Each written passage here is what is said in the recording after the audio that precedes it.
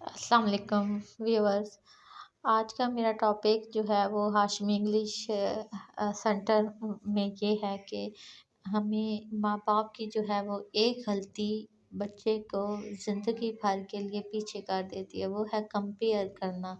हमें चाहिए कि अपने बच्चों को कभी भी दूसरे बच्चे के साथ कंपेयर ना करें, मुकाबला ना करें, कंट्रास्ट ना करें, वरना वो बिल्कुल उसकी सलाहियत डैमेज हो जाती है। अल्लाह ताला ने हर चीज़ को अपनी नेचर पे बनाया है, हर इंसान को दूसरे से अलग बनाया है।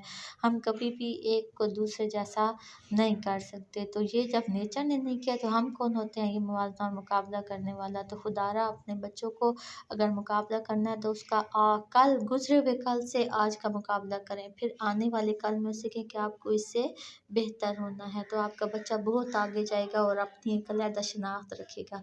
तो ये जो है वो बहुत ज़्यादा इम्पोर्टेंट और ज़रूरी है। Thank you so much.